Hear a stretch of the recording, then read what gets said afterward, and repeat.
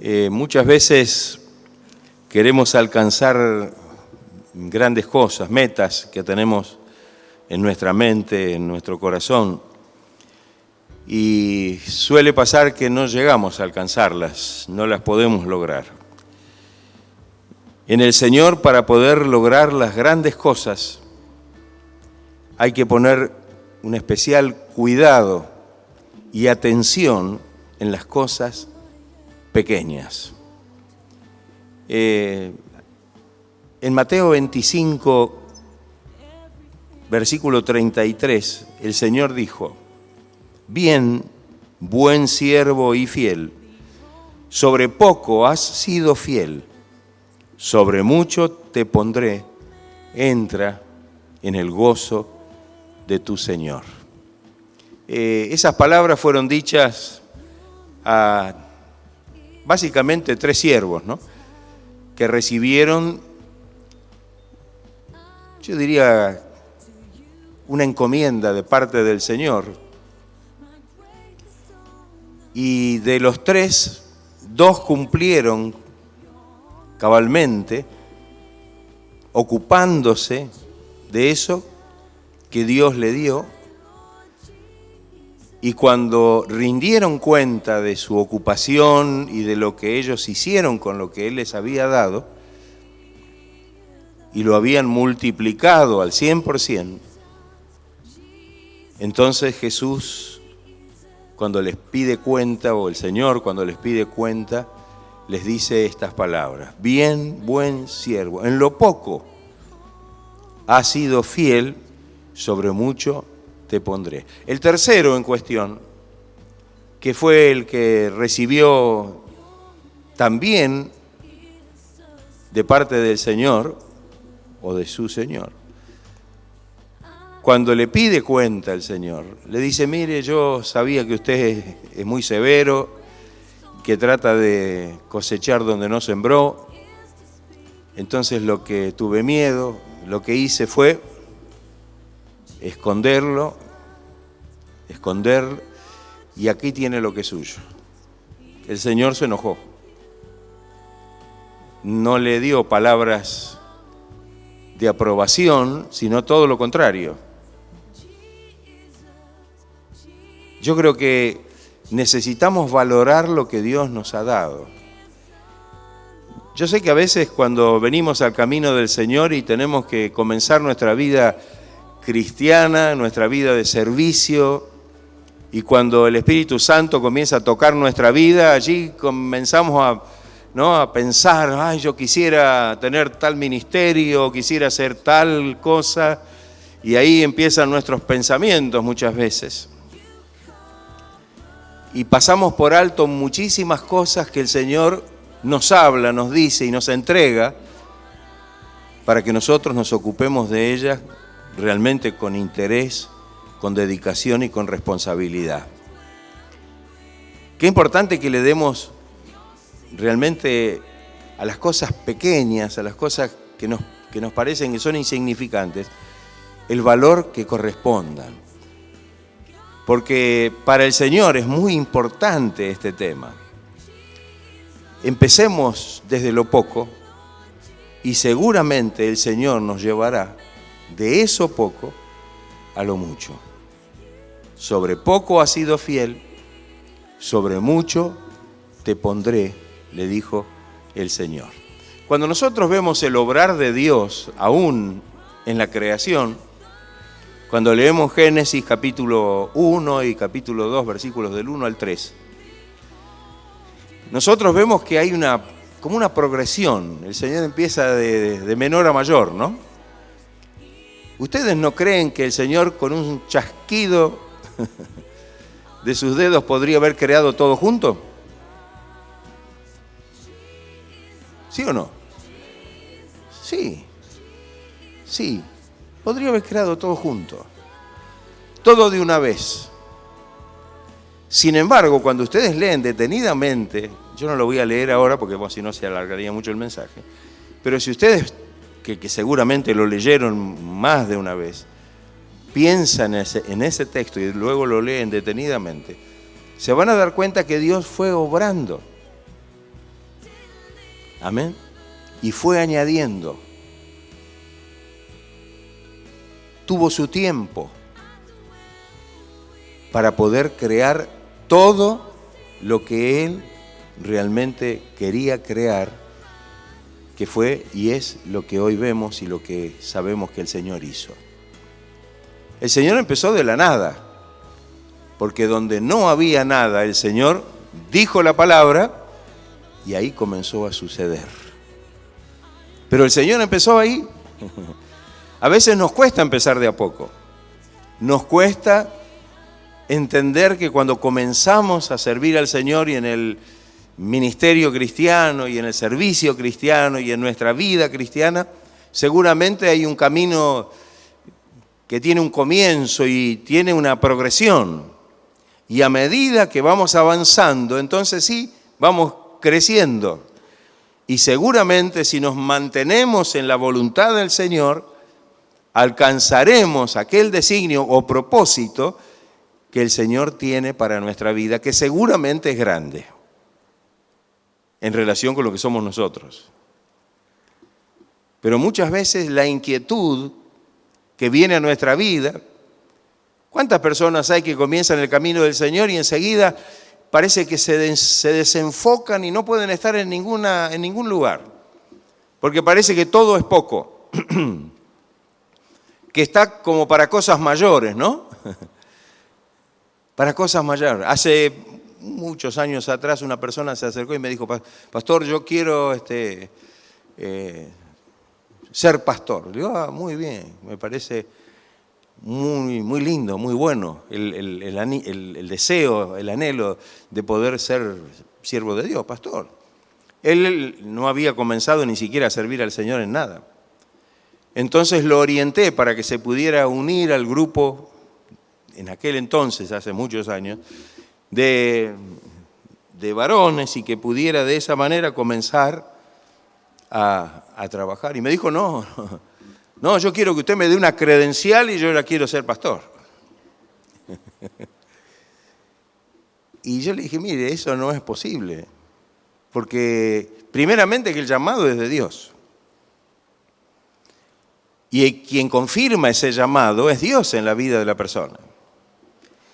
Y Dios se va a encargar, y no de un día para el otro, de poder ponerlo y levantarlo, si es que Dios ha puesto ese sentir en su corazón, y ese va a ser el designio de Dios, para que usted pueda finalmente lograr tener el ministerio que usted anhela en su corazón.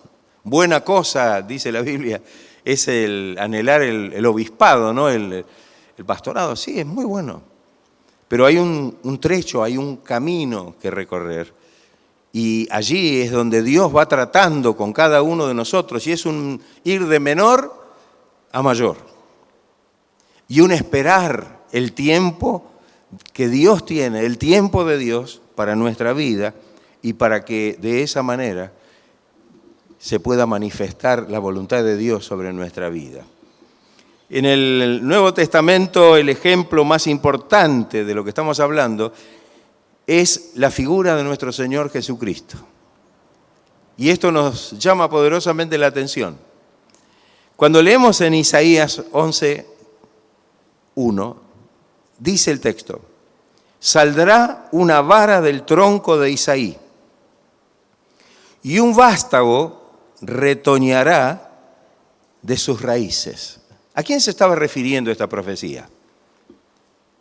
A Cristo. ¿No es así? Es así. Así comenzó la vida de nuestro Señor a manifestarse, como un brote nuevo. ¿Vieron cuando a veces se corta o se cae un árbol y empieza luego a brotar o empieza a aparecer ese renuevo, ese brote? Así era la manifestación del Señor. Así era el ejemplo que podemos tomar y es el ejemplo que podemos tomar. Para muchos tal vez una cuestión insignificante, como lo anuncia también el profeta Isaías, porque dice que no hay parecer en él ni hermosura para que le deseemos.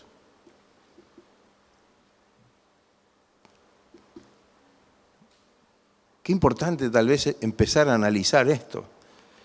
Cuando miramos a través de los evangelios y de la Escritura, vamos a notar que esto se cumple realmente. En el Evangelio de Lucas, el evangelista dice acerca de Jesús, y el niño Jesús, crecía y se fortalecía y se llenaba de sabiduría, y la gracia de Dios era sobre él. En el capítulo 2, verso 40 de Lucas. Y después en el capítulo 2, verso 52, dice, y Jesús crecía en sabiduría, en estatura y en gracia para con Dios y los hombres. ¿Qué le parece? ¿Podría el Señor haber venido del cielo como un ángel y haberse puesto adelante para que todos lo reconozcan como el venido de Dios, como el Mesías venido de Dios, montando un caballo? No, vino a esta tierra y nació de una mujer. Un principio humilde. Nació en un pesebre. Y el Señor, a medida que fue creciendo, realmente se fortalecía y se llenaba de sabiduría, y la gracia de Dios se mostraba sobre él, se mostraba en su vida. También tenemos que decir que Jesús vivió una vida de humildad y llegó a su máxima humillación, ¿cuándo? Cuando murió en la cruz por nuestros pecados. ¿No es así? Sí. Sí. Ahora, fíjense lo que dice el apóstol Pablo en relación a esto. Cuando leemos en Filipenses 2, del 7 al 11, dice que se despojó a sí mismo, tomando forma de siervo, hecho semejante a los hombres, y estando en la condición de hombre, se humilló a sí mismo, haciéndose obediente hasta la muerte y muerte de cruz. Pero ¿cómo sigue el texto? Por lo cual Dios también, ¿qué hizo? Lo exaltó. Lo exaltó hasta lo sumo, hasta lo más grande, hasta lo más alto. Y le dio un nombre que es sobre todo nombre, para que en el nombre de Jesús se doble toda rodilla y toda lengua confiese que Jesucristo es el Señor, para gloria de Dios Padre. Fíjese. Qué importante esto. No solamente esto lo vemos expresado en el obrar de Dios y en la manifestación de Jesucristo, sino que Jesús mismo enseñó este principio, que a veces nos cuesta comprenderlo, nos cuesta entenderlo. En Mateo 18, del 1 al 4, dice, en aquel tiempo sus discípulos vinieron a él diciendo, ¿quién es el mayor en el reino de los cielos? ¿Quién es el más grande? Y Jesús dice que llamando a un niño lo puso en medio de ellos y dijo, de cierto os digo que si no os volvéis y os hacéis como niños, no entraréis en el reino de los cielos. Así que cualquiera que se humilla como este niño, ese será el mayor en el reino de los cielos. Ah, bueno, qué importante, ¿no? ¿Queremos ser grandes? Tenemos que ser pequeños. Juan el Bautista se consideraba solamente una voz que clama en el desierto, no era nada. El apóstol Pablo se consideraba el más pequeño de los apóstoles. ¿O no es así? Menos que el más pequeño de los apóstoles. Y el Señor hizo de él realmente un gran apóstol, cuya obra supera a la de los demás apóstoles Y yo digo, qué importante entonces para nosotros comprender este principio, que el Señor lo enseña y que lo vemos realmente bien claro cuando leemos la palabra del Señor. Seguramente lo vamos a encontrar en muchas cosas, este principio. Las grandes cosas en la Biblia se inician en lo pequeño. Las fuerzas se inician en la debilidad. Hay un texto en 2 de Corintios 12, del 9 y 10, que ustedes lo conocen, que se llama el aguijón de Pablo. Entonces, Pablo, no pudiendo librarse de ese aguijón en la carne, tratando de liberarse y pedirle a Dios que lo libere de esto, el Señor le dijo, bástate mi gracia, porque mi poder se perfecciona en la debilidad. En la debilidad. Por tanto, de buena gana, dice Pablo, me gloriaré más bien en mis debilidades, para que repose sobre mí el poder de Cristo. Por lo cual, por amor de Cristo, me gozo en las debilidades, en afrentas, en necesidades, en persecuciones, en angustias, porque cuando soy débil, entonces soy fuerte. Bueno, qué contrasentido pareciera esto. Pero sin embargo es el principio sobre el cual estamos hablando. Dios hace cosas grandes en los débiles, en aquellos que a lo mejor los consideramos nosotros que a lo mejor ni siquiera son aptos para realizar la obra de Dios. ¿Cuántas veces tenemos ese concepto? Y Dios pone sus ojos y lo elige a este que tal vez al mirar y al observar de los demás, a lo mejor no tiene chances de poder ser tal vez un ministro, un obrero, y sin embargo Dios hace de esa persona un siervo, una sierva, para la gloria y para la honra del Señor. Por eso el Señor le dijo a Pablo, mi poder se perfecciona en la debilidad. Ahí está. En esa debilidad, cuando reconocemos que no podemos, es cuando confiamos en el poder de Dios. Cuando creemos en nuestras posibilidades, en nuestras capacidades, seguramente nos vamos a olvidar de la dependencia que necesitamos tener de Dios para que Dios nos use y para que Dios pueda mostrar su propósito en nuestra vida. Entonces Pablo había comprendido esto, había entendido que debía realmente tener o tomar esta actitud en la presencia de Dios. En la primera carta que le escribe a los Corintios, capítulo 1, versos 26 y 29, Dios habló por medio de Pablo y en relación con esto. Y enseña algo que es muy importante.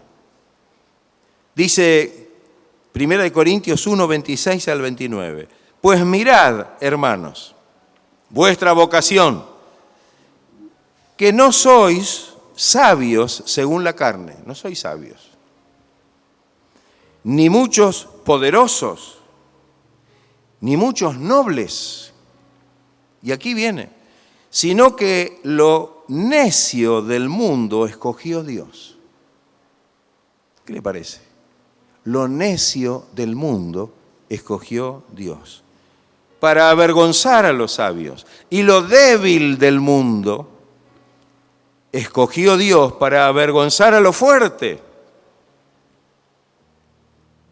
Y lo vil del mundo y lo menospreciado escogió Dios, y lo que no es, para deshacer lo que es, a fin de que nadie se jacte en su presencia.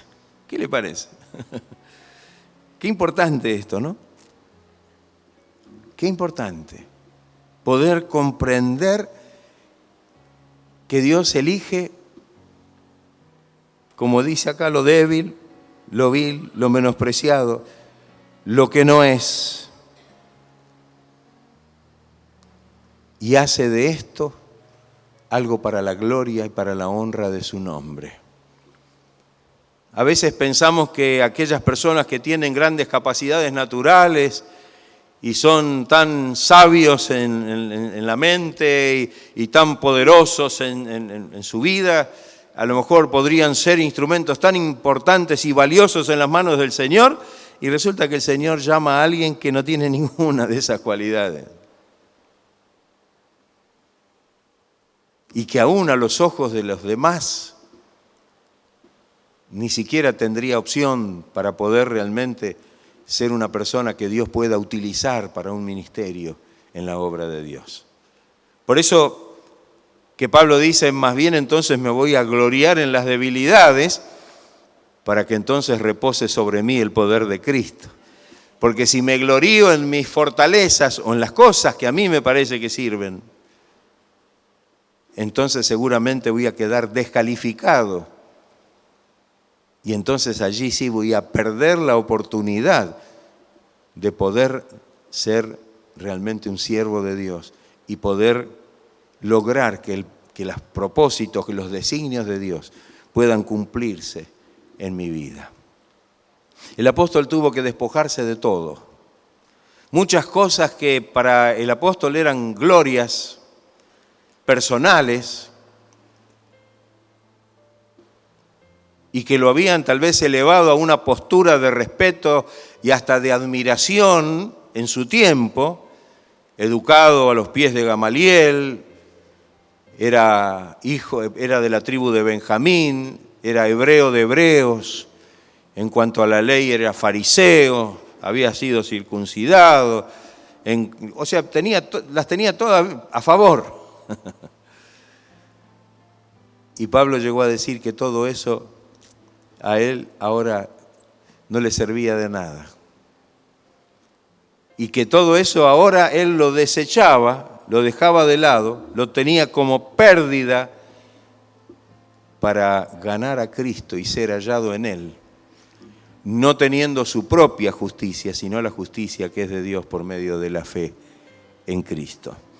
Qué importante esto para nosotros. Amén. ¿Alguna vez se sintió que no es capaz para la obra de Dios?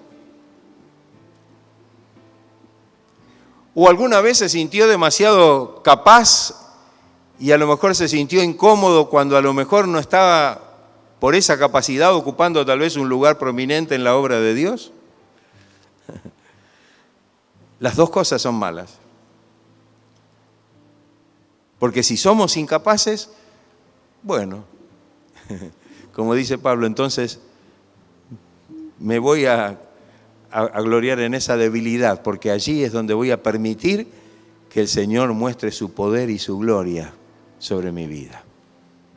Si me glorío en las fortalezas que creo que tengo y las virtudes y capacidades, y yo debiera entonces, yo debiera hacer no sé qué, seguramente esto me estaría descalificando directamente para poder servir al Señor. Cuando estamos hablando de la obra de Dios y de que podemos alcanzar esa bendición y esa grandeza de Dios, tenemos que entender que no es como en el mundo, donde en el mundo parece que se selecciona a las personas de mayores capacidades, de mayores fortalezas, y no, parece que Dios pone la mira en forma totalmente contradictoria a eso. Por eso es que el servicio en la obra del Señor y los ministerios en la obra de Dios son diferentes, no es como en el mundo. Algunos podemos pensar, mire, esta persona que es tan importante, tan sabia, tan fuerte, podría ser de tanto valor en la obra del Señor, y creo que tendríamos que decir que a lo mejor no serviría para nada en la obra de Dios. Y aquel que a lo mejor nosotros ni siquiera consideramos es sobre quien Dios está poniendo sus ojos para poder hacer de esta persona un siervo y una sierva para la gloria y para la honra del Señor.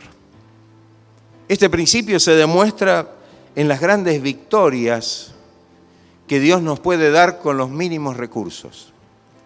Tenemos muchos ejemplos en la Biblia. Generalmente usamos uno, que es el de Jueces, capítulo 7, versos 2 al 7, donde habla acerca de la historia de Gedeón. Amén. La historia de Gedeón. En estos versículos del 2 al 7, ahí está un poco el centro del mensaje, y vemos cómo verdaderamente Dios muestra este principio. Tenían que enfrentarse a un ejército numerosísimo, más de 130.000 personas. Entonces, la idea era formar un ejército lo más grande posible para poder enfrentarse a semejante cosa. Y sin embargo, cuando Gedeón habla con Dios, versículo 2 del capítulo 7, Dios le dice, el pueblo que está contigo es mucho para que yo entregue a los madianitas en su mano. No sea que se alabe Israel contra mí, diciendo, mi mano me ha salvado. Ahora pues haz pregonar en oídos del pueblo, diciendo, quien tema y se estremezca, madrugue y devuélvase desde el monte de Galaad, y se devolvieron de los del pueblo 22.000 y quedaron solamente 10.000. Igual no eran tantos, pero bueno, era un grupo de 32.000. Pero 22.000 no entraron en el requisito de Dios. Y Jehová dijo a Gedeón, todavía es mucho, todavía son muchos. Llévalos a las aguas y allí te los probaré. Ve cómo Dios va probando. Te los voy a probar. Y del que yo te diga, vaya este contigo, irá contigo. Mas de cualquiera que yo te diga, este no vaya contigo, el tal no irá. Terminante, las cosas de Dios no son a medias. Y ahí nos damos cuenta por qué a veces podemos o no participar de algunas cosas que Dios quiere. Entonces, obedeciendo la voz de Dios, Gedeón llevó al pueblo a las aguas, y Jehová le dijo a Gedeón, cualquiera que lamiere las aguas con su lengua como lame el perro, a aquel pondrás aparte. Asimismo, a cualquiera que se doblare sobre sus rodillas para beber. Y dice que el número de los que lamieron llevando el agua con la mano a su boca fueron 300 hombres. Y todo el resto del pueblo se dobló sobre sus rodillas para beber agua. Entonces Jehová le dijo a Gedeón, con estos 300 que lamieron el agua, os salvaré. Y entregaré a los madianitas en tus manos, y váyase toda la demás gente, cada uno a su lugar. Gedeón derrotó solo con 300 hombres a un terrible ejército de miles de soldados, con la intervención de Dios. Fíjese, con lo poco, no con lo mucho. No le dijo, mirá, reclutá más gente, yo los voy a ayudar, pero tenés que hacer alguna alianza, tenés que aliarte a lo mejor con alguna otra nación para poder ser muchos. No, aún los que tenés son muchos, y los probó. Y cuando no rindieron de acuerdo a lo que Dios había establecido, a esos los dejó de lado. Una y otra vez, hasta que el grupo que quedó con Gedeón fueron solamente 300 personas. ¿Podría un ejército de 300 personas vencer un ejército de más de 100.000? Dios hace grandes cosas con pocas cosas. A veces pensamos al revés, nuestro pensamiento humano, carnal, no nos permite ver con claridad realmente lo que Dios puede hacer. Cuando hablamos de los ministerios, estamos hablando también de lo mismo. En Primera de Samuel, y ahora nos vamos a referir a David, y ahí vamos a tener otro ejemplo. En Primera de Samuel 16, del 11 al 13, Dios había enviado a Samuel para ungir a uno de los hijos de Isaí como rey sobre Israel. Entonces dijo Samuel a Isaí: ¿son estos todos tus hijos? Ya habían pasado los hijos que eran de una muy buena presencia, altos, fuertes, tal vez Y el padre respondió: queda aún el menor, el que apacienta las ovejas. Es decir, dos frases que descalificaban a David. Primero, porque era el menor. No, no puede ser. Y otra cosa, era el que apacienta las ovejas, es el que está en el campo. Y dijo Samuel a Isaí: envía por él, porque no nos sentaremos a la mesa hasta que él venga aquí. Envió pues por él y le hizo entrar, y era rubio, hermoso de ojos y de buen parecer. Entonces Jehová le dijo: levántate y úngelo, porque este es un muchacho joven, quizá ni siquiera tenido en cuenta por su padre. Piense usted que si Samuel no le hacía la pregunta que le hizo: ¿son todos estos tus hijos?, ahí terminaba la entrevista con Isaí. ¿Estos son todos tus hijos? ¿Será que Dios se equivocó, le erró? Porque cada vez que venía uno de los hijos, él se ponía como para ungirlo, le parecía que eran una... No. Ni el padre tenía realmente el concepto de que este hijo menor que apacentaba las ovejas pudiera ser el elegido por Dios. Y Samuel tomó el cuerno del aceite y lo ungió en medio de sus hermanos, y desde aquel día en adelante el Espíritu de Jehová vino sobre David.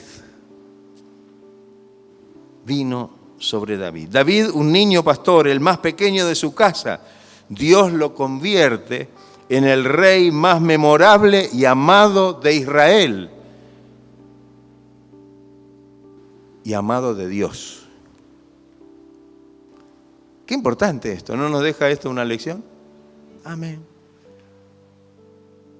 Pero algo que nosotros siempre mencionamos cuando hablamos de este caso es que no es que desde ese momento alguien vino y le puso la corona de rey a David y salió siendo un rey de la casa de Isaí, su padre, y ya fue puesto adelante. No. Quedó ahí la cosa.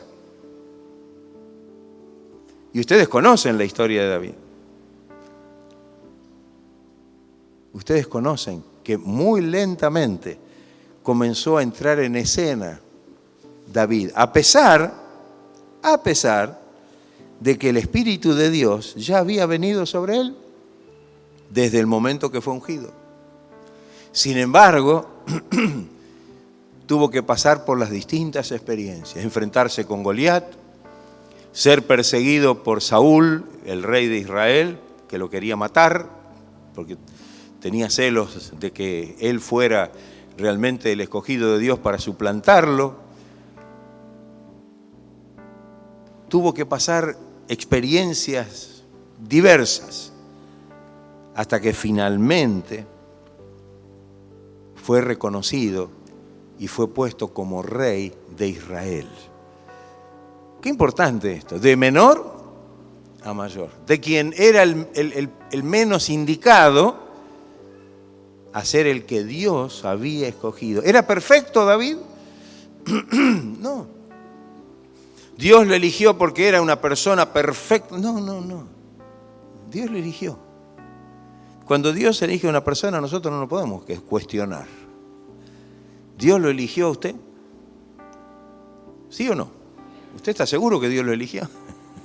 Si está acá, yo creo que Dios lo eligió. Y nadie puede cuestionar, ninguno de nosotros puede cuestionar a nadie de que Dios lo haya elegido, ni de dónde lo haya sacado. Porque el que elige, el que llama, es Dios, y es quien tiene un propósito seguramente para cada uno de nosotros. Que el Señor nos ayude a poder comprender esta verdad. Muchas veces esto también sucede en el orden de los milagros. Voy a echar mano de uno de los milagros que son muy representativos en esto, que es la alimentación de los 5.000. Ni la voy a leer, se la saben de memoria, ¿no? Cuando el Señor sale de la costa este hacia la oeste, por el lago de Genesaret, cuando llegan del otro lado, se encuentran que la multitud los había seguido y seguramente se iban agregando a medida que iban avanzando muchas más personas hasta que llegaron al otro lado. Cuando llegaron al otro lado, había una gran multitud esperando al Señor. Entonces el Señor, que iba a descansar un poco con sus discípulos, iba a tomar unos mates,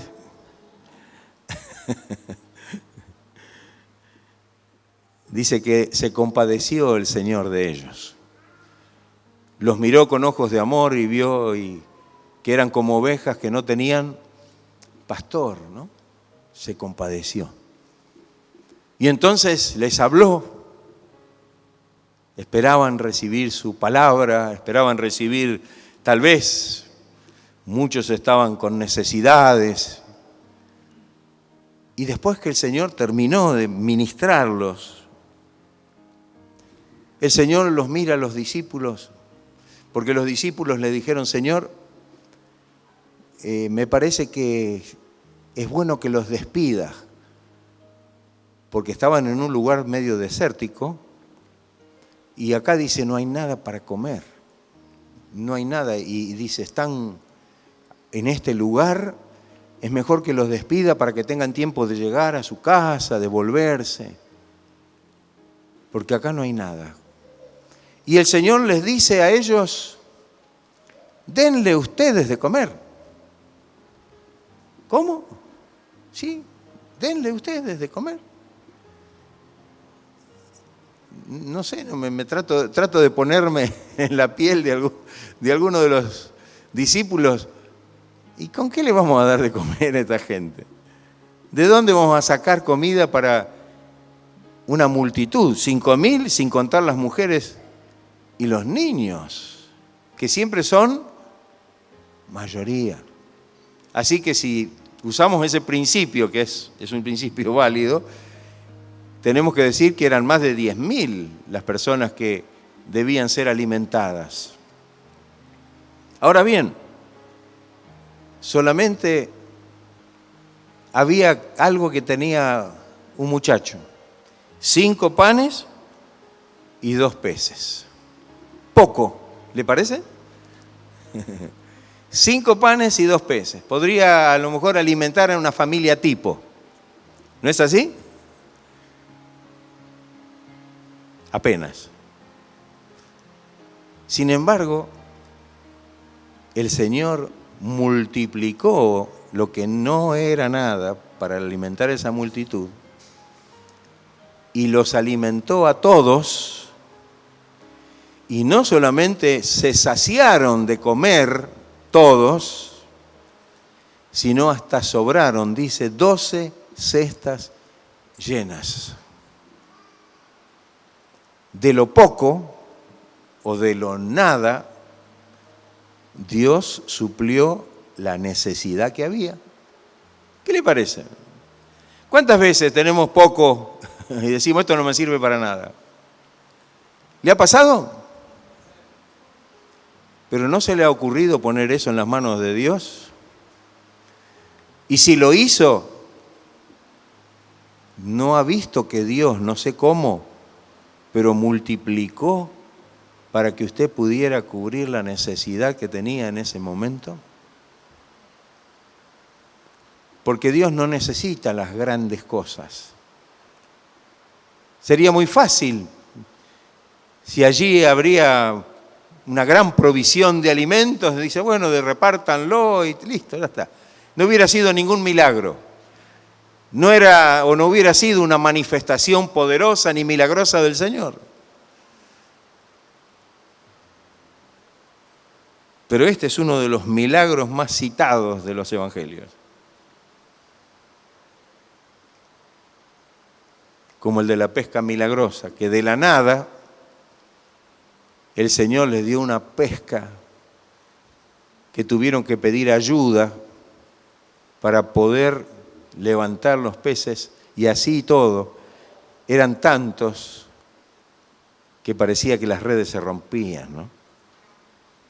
Entonces, cuando miramos con estos ojos humanos, cuando hacemos, el cálculo con nuestra mente carnal y pensamos a lo mejor, bueno, no, si yo tengo que llegar a esto, si tengo que alcanzar esto, a lo mejor necesito. Y siempre vamos a equivocarnos.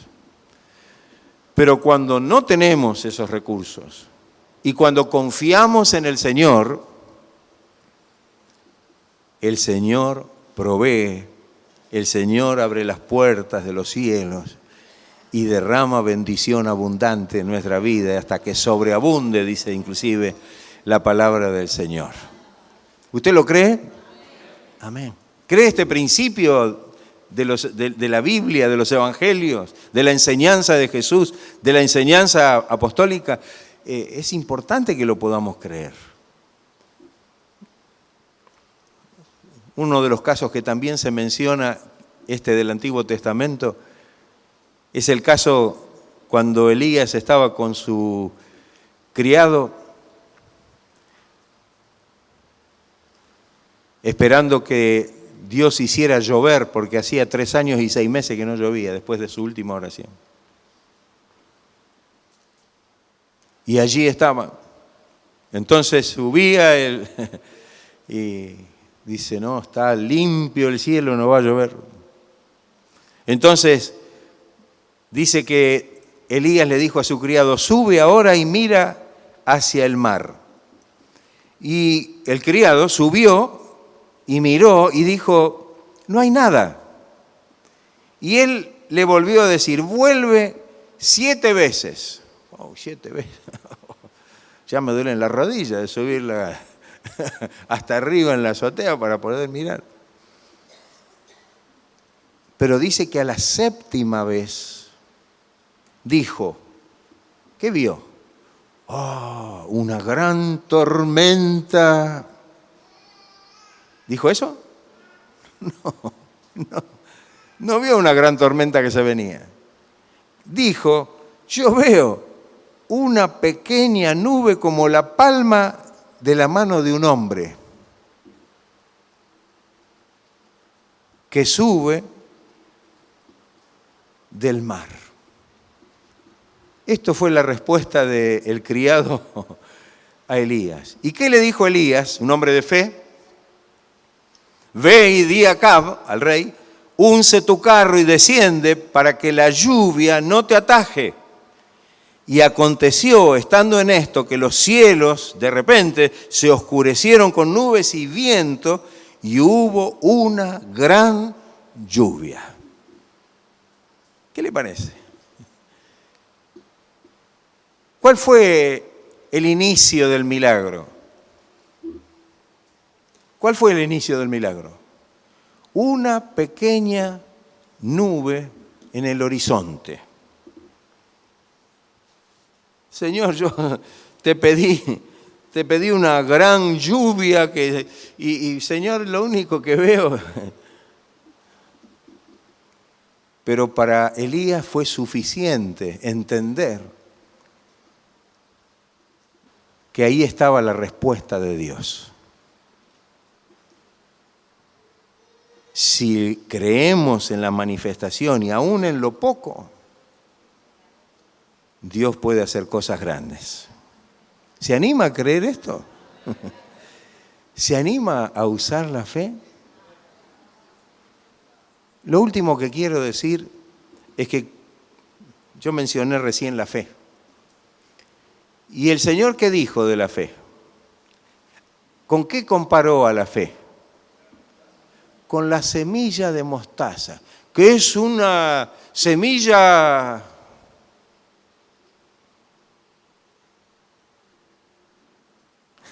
pequeña, muy pequeñita,